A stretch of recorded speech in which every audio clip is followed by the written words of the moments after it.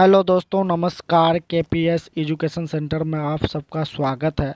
आइए आज हम लोग Bihar board class 6 Hindi chapter 6 कविता है तुम कल्पना करो, इसका जो है सभी प्रश्नों का उत्तर इसमें हल किया गया है।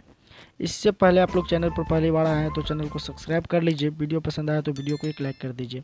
तो पाठ से आगे क्वेश्चन नंबर 1 में पढ़ाइए। क्वेश्चन नंबर 1 में कह रहा है, पाठ के आधार पर आप किस प्रकार की कल्पना कीजिएगा। पाठ के आधार पर जो है आप किस प्रकार की कल्पना कीजिएगा। तो इसका उत्तर में लिखेंगे, पाठ के आधार पर हम अपनी कल्पना की पुरानी नीतियों, रीतियों एवं पुरानी कुरीतियों से दूर होकर हर एक क्षेत्र में नवीनता की कल्पना करेंगे। तो इसका उत्तर में जो है इस तरह से लिखेंगे। क्वेश्चन नंबर 2 में है, राष्ट्र के शरीर कहने से आपके मन में किसका चित्र आता है। तो इसका उत्तर में लिखेंगे, राष्ट्र के शरीर कहने से हमारे माँ में भारत माता का चित्र मन में जो है आता है। तो इस तरह से क्वेश्चन नंबर 2 का उत्तर लिखेंगे। क्वेश्चन नंबर 3 पढ़ाइए। क्वेश्चन नंबर 3 में कह रहा है, चित्तौड़ के प्रताप की कहानी हमें क्या सिखलाती है। चित्तौड़ के प्रताप की कहानी हमें क्या सिखलाती है। तो इसका उत्तर में लिखेंगे, चित्तौड़ के प्रताप की कहानी हमें सिखाती है कि गुलामी हमें कभी स्वीकार नहीं करना चाहिए। तो अब आइए क्वेश्चन नंबर 4। क्वेश्चन नंबर 4 में है, इस कविता के माध्यम से हमें क्या क्या करने की बात कही गई है। तो इस कविता के माध्यम से हमें नवीन कल्पना, राष्ट्र शक्ति के लिए नवीन कामना, दरिद्रता दूर करने के लिए सूर्य चंद्रमा और समृद्धि और रिद्धि सिद्धि याचना तथा स्वतंत्र योजना बनाने की बात कही गई है। अब आइए क्वेश्चन नंबर 5 पर। नीचे लिखी गई पंक्तियों को पूरा कीजिए। तो नीचे जो लिखी गई है पंक्ति जो है उसको एक लाइन दिया हुआ है, फिर एक लाइन छोड़ा हुआ है, एक लाइन दिया हुआ है, एक लाइन छोड़ा हुआ है। तो उन पंक्तियों को पूरा करना है। तो जैसे दिया है, जंजीर टूटती कभी न आंसू धार से। उसका दूसरा नेक्स्ट लाइन क्या होगा, दुख दर्द दूर भगाते नहीं दुलार से। फिर नेक्स्ट अगला लाइन है, हटती न दास्ता पुकार से गुहार से। तो अगला लाइन क्या होगा उसका, इस गुरूर तीर बैठे आज राष्ट्र शक्ति की। तो इस तरह से लिख देंगे। अब आइए पाठ से आगे का क्वेश्चन नंबर 1 में कह रहा है, आकाश को स्वतंत्र क्यों कहा गया है। आकाश को जो है स्वतंत्र क्यों कहा गया है। तो इसका उत्तर में लिखेंगे, आकाश पर किसी का प्रभुत्व नहीं है, इसीलिए उसे स्वतंत्र कहा गया है।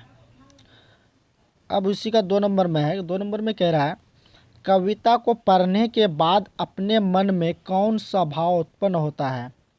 कौन सा भाव जो उत्पन्न होता है। तो कविता को पढ़ने के बाद हमें स्वतंत्र होने तथा स्वतंत्र नवीन कल्पना करने की भाव जो है उत्पन्न होता है।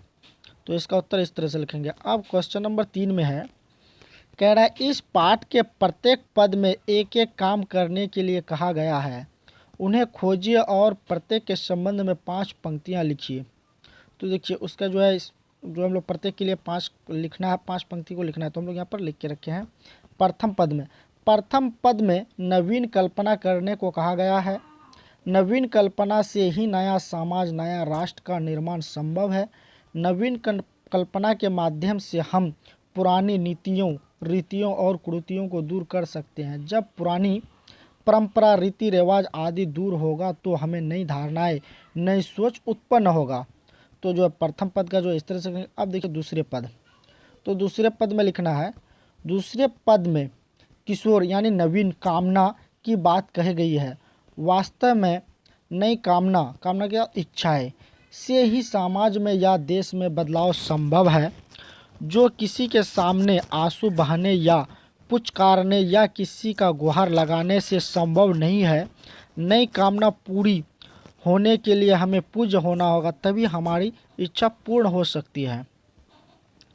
अब देखिए तीसरे पद में क्या है, तीसरे पद में याचना करने की बात कही गई है। तीसरे पद में क्या कही है, याचना करने की बात कही गई है। वस्तुतः पूर्ण से ही पूर्णता की याचना करना चाहिए। सूर्य चंद्रमा जो पूर्ण है, हमें उससे समृद्धि आदि की याचना करना चाहिए, जिससे हमारा समाज या हमारा देश सब प्रकार से समृद्ध होगा। हमारे देश से हम गरीबी दूर होगी। अब आइए चौथे पद की तरफ।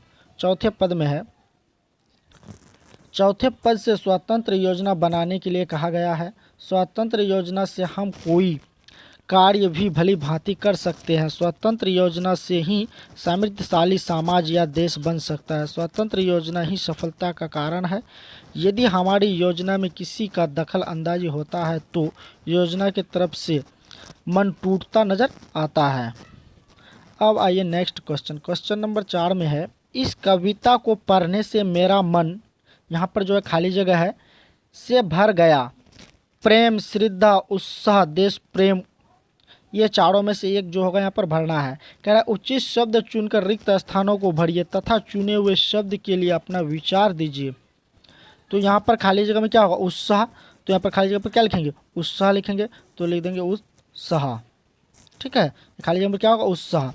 तो कह रहा है चुने हुए शब्द अपना विचार दीजिए। तो इस कविता को पढ़ने से मेरा मन उत्साह से भर गया, तो ये लिखेंगे। तो आई होप आप लोगों को अच्छी तरह से समझ में आया होगा। चैनल पर पहली बार आए हैं तो चैनल को सब्सक्राइब कर लीजिए। वीडियो पसंद आया तो वीडियो को लाइक कर दीजिए। Thanks for watching this video.